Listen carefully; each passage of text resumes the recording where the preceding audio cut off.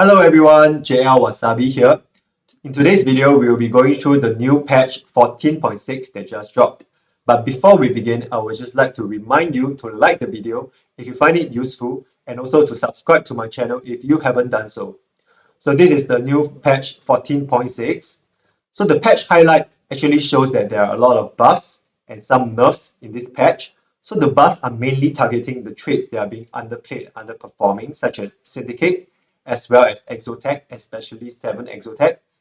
There are a lot of buffs for the 2-cost units as well, as you can see, because as we all know, it's been a very, the meta is focused on a lot of 1-cost rerolls as well as fast 8 comps. So I think they're hoping to bring back some of these 2-cost rerolls as well as the strength of 2-cost units to match up.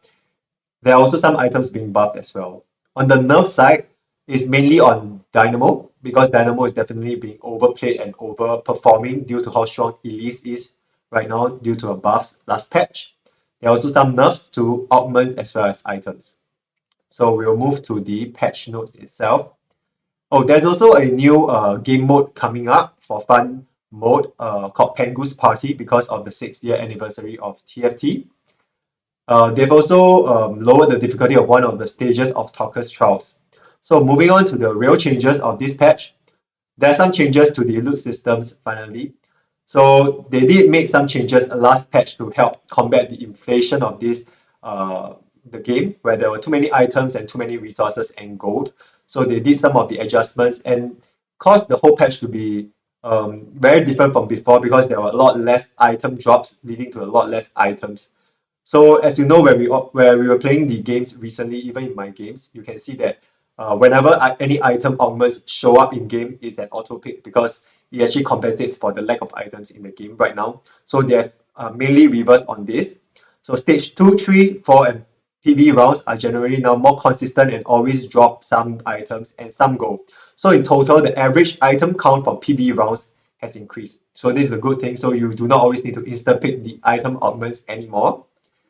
And average goal count from PV rounds has decreased. This is not so bad because this can actually be compensated by you managing your econ in terms of getting the interest as well as maybe some of the econ augments that can help. But items is definitely more difficult because you definitely need to be hitting some of the item augments. If without it, you are unable to do anything about it. Scuttle Puddle and Crab Brave now gives +1 component. So I think this is a good change overall to help the entire game go back to normal in terms of the item drops. For the encounter, for the 2-star encounter portal, they are lowering the odds of seeing 2-star champion in the early game. So this is to prevent any high rolling at the start and then snowballing and nobody can win them from there on. For large changes, okay, so they are mainly on items. Items, Spirit Visage is being buffed.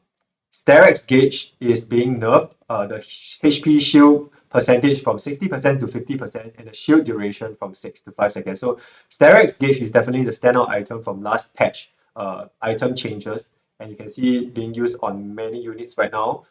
Even for most of the bruiser units, even for tanks and sometimes even backline units, I think it's not intended. That's why they are starting to nerf the item. So Void Staff strat duration increased from 3 to 5 seconds. I think this is to match up to some of the abilities of the units they are using, such as Brand, because by the time they cast the next cast, the strat duration has already worn off and effectively doesn't help with the strat at all. So Radiant items, they are also nerfing some and buffing some. So the Radiant Guinsoo's Rage Blade being buffed. The Radiant Spirit Visage is buffed as well. Radiant Sterex Gauge, as always, is being nerfed. The Radiant Chain Striker, which is the Radiant of the Striker's Flail, is being nerfed. I'm not too sure why it's called Striker's Flare here. I'm pretty sure it's called Striker's Flail. The Radiant Void Staff, Icadian's Revenge, is also being buffed. So not too sure on all this because I haven't gotten a chance to use any of it. But I mean, it's based on their stats. So for the artifacts, so there are a lot of mostly buffs to the Static Shift as well as Indomitable Armor and Titanic Hydra. Well, Flicker Blade is being nerfed slightly on the attack speed per stack. On the traits, so mainly we saw from the patch highlights, the nerfs are mainly on Dynamo. So Dynamo's base mana regen is reduced on all levels, 2, 3, and 4 Dynamo from 5, 7, 11, mana regen every 3 seconds to 4, 6, and 10. Golden Ox is also being nerfed slightly on the 6 Golden Ox side, so the base damage amp goes from 26 to 25%, while the chance to drop components goes from 7% to 6%. It is just a slight nerf. I think they are overperforming in terms of their win rate, but not necessarily on the top 4 rate, so I think they are just giving a small nerf to see how it goes. But Dynamo, definitely they want to nerf it. Yeah. But at the same time, they are saying that they're turning down the mana regen but giving compensation mana buffs to 2 of the Dynamo units, Jin and Miss Fortune, which we will see later. So this essentially is saying that the overperforming right now units right now, as you all know, are Morgana, in terms of the Morgana reroll comp, Elise, the Elise 3-star comp, as well as Aurora.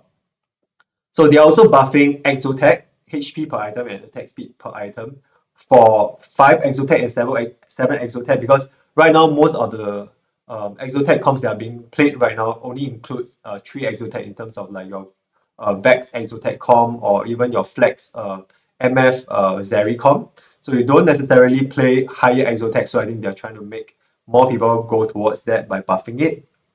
Yeah. But however, you don't always, because of this buff, you pivot towards or angle towards this 7 Exotech line. You have to make sure your items are suitable in some ways. So mainly you do not want to have 2 of the bad items right now, which are Cyber Coil and also Hollow Bow. So if these 2 items show up in your 3 items, I think you probably do not want to be playing this vertical Exotech. Otherwise, I think it's okay to try. And this HP per item and attack speed per item actually benefits your units a lot, especially if your main tank and main carry are fully equipped with 3 items. Syndicate as well, they are increasing the HP for 5 and 7 Syndicate from 400 and 500 to 450 to 550. However, I don't think this will make it a very huge difference, but I think with some buffs onto Darius, I think it can help to strengthen the comp a bit and make it slightly more competitive. But I certainly think that they do not want a comeback of the dominating Twisted Fate reroll comp again. For 1-cost champions, there's only a slight nerf to comp mod for 1-star and 2-star because it's a bit too strong for early game right now. But for 4-star, they are increasing his ability AD percentage. I think this won't affect too many of your games unless you get like your worth the wait. For 2-cost champions, so these are where most of the buffs are at. So Darius getting a lot of buffs here. Base heal HP percentage increasing from 5 to 6%, heal per target hit base increasing from 50 to 70, and the spin damage fall decreasing from 10 to 5%. So you can try equipping him with a Gargoyle Stoneplate and solo frontlining him. This should work much more effectively right now, and probably give him more spotlight as the possible main tank of the Syndicate comp as compared to just using Brom all the time. There are also buffs to Echo's healing as well as LeBlanc's ability damage. So this ability damage is actually quite a lot compared to what is being seen right now. Just a 10 damage increase on 2 and 3-star is actually per sigil. So the later in the fight, this actually increases quite a lot. So if you're playing Cypher, beware as she might be doing a lot more damage now, so you might accidentally win some fights if you are not careful.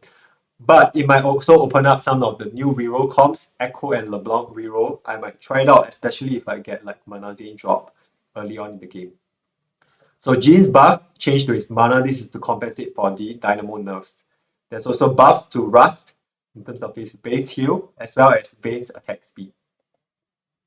So I think yeah, with base, I think previously they also were going to buff, I think Ilaoi. So I was actually thinking that Ilaoi and Bane reroll might be a thing for Anima Squad in terms of their 1-cost reroll together with Seraphine and Silas, but because Ilaoi didn't get buffed again, I think it's to be seen, but I will probably try it out and you can look out for any of the videos that I'm uploading after this patch. So for 3-cost champions, there's some buffs as well to Gragas for his mana. So he will be casting his abilities more often. So he's saying that you're playing Fiddlesticks carry with Gragas and Chuckbuck. I'm playing Gragas carry without Fiddlesticks or Chuckbuck. They're not the same. So I think this is trying to imply that you can try to play Gragas reroll even without the hero augment. So he's probably much better now as a tank. So do try it out. along with Senna's passive cleave 80% increase from 40% to 45%.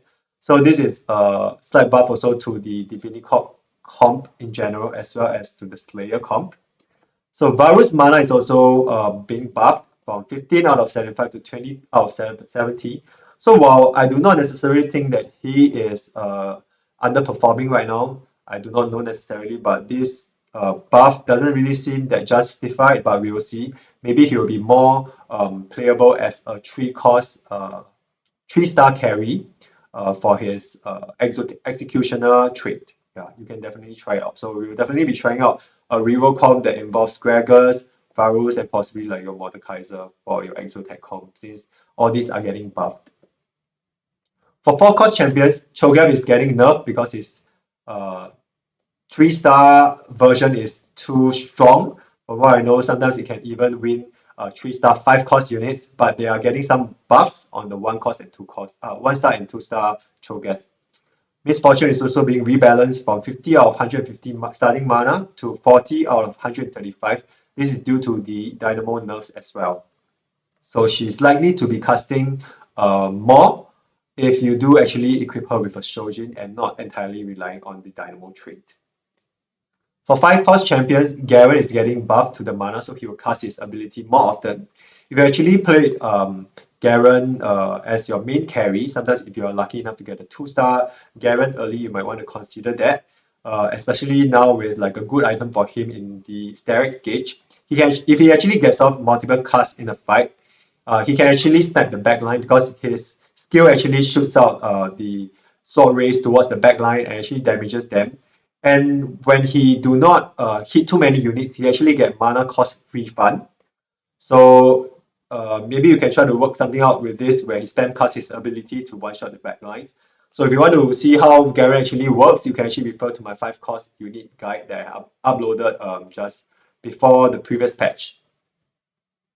So there are also changes to some of the augments. So main nerf on the augments is on final reserves, value is far too high, while also setting your goal to 90 and giving you extra life.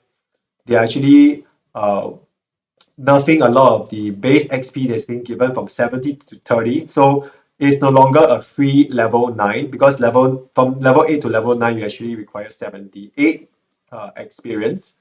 So because of this, it's no longer a free level 9 along with 90 gold for your rerolling. You cannot just full open and hope to get a free level 9 to roll for your 5-cost upgrades. You actually have to make sure that you do not activate these final reserves while you are low on level 8 still, because you will then not have enough gold to save your last life. There's also slight nerfs to hard commit, gold per stage from 3 to 2 gold. Alter Ego Hero Augment is also being buffed. The max mana is reduced, and the ability 80% is being increased. Board of Directors still being nerfed again from 60% to 50% of the starting bonus increase on the Divinity Comp bonuses. Probably due to like your Morgana and those a lot of the comps right now they are playing 3 Divinity Core or less, which makes use of Board of Directors very well. There's also overheal bonus damage being nerfed, as well as the speed kill starting stack. So there are some more small changes. Oh, so Ilaoi is here. So Ilaoi 3-star ability heal is increased from 500 to 600. So yes, I will definitely be trying out the Anima Squad reroll for the 1 and 2 cost units again. Skarner 3-star ability armor ratio increase. So this is a buff. So it says here, do not sleep on thorn-plated armor Skarner carry. So because this one will give him definitely extra armor with the augment. And maybe you can try to equip 3 of the Bramble Vest on him and see how much damage he does. If I recall correctly, Skarner's damage actually also targets backline, the biggest group of the enemies where it's clustered together. So I think you can snipe the backline like how Poppy is doing right now. So there's also a bug fix on Ziggs targeting where it does no damage where if they were the last enemy target alive. There are also some changes to Remix Rumble, which I'll leave you to read them. I'll just briefly go through them. There are some nerfs to the overperforming comps like Punk, as well as KDA, and also a lot of buffs on many of the units. And augment-wise, there are some nerfs to like Submit to the Pit and Blinked Out, which is the true damage augment. The Rave Festival Disco Ball effectiveness is also being buffed. So this is the augment for the disco trait. So there are many bug fixes, but nothing too major. So mainly it's on the Ziggs fix where he will now still do damage to enemy if they were the last enemy target alive. So this should help you to perform better with a Ziggs carry. Static shift no longer overflows infinite damage in double up. Divinity Call Crown 2 tip correctly says Spirit Visage now instead of Redemption. So Exalted Adventure also replaces Animal Visage with Indomitable. Double up, give Armory reward of random completed item no longer fail to give an item. Renekton 3-star correctly gaining 10,000 max health on cast. And Anima Sports Boom Boom Boom trains now work on partner's board. Malicious Monetization no longer fails on Zack and Suspicious Change Code units. Cypher Prop now correctly updates immediately at the start of each stage. Tome of Trade no longer prevents Clear Mind from working. Garen's trade mods no longer applied to trainee dummies with Syndicate emblems. Fix the bug where it becomes possible to get 2 Prismatic Orbs with Prismatic Pipeline. Okay, so this might be a small nerf. And the rest are on Remix Rumble. Yep, so this is the end of the patch run through. So once again, if you have reached the end of this video and you have learned something from this walkthrough, don't forget to like the video and also to subscribe to my channel for more gameplays, videos, and also guides. So until next time, bye bye.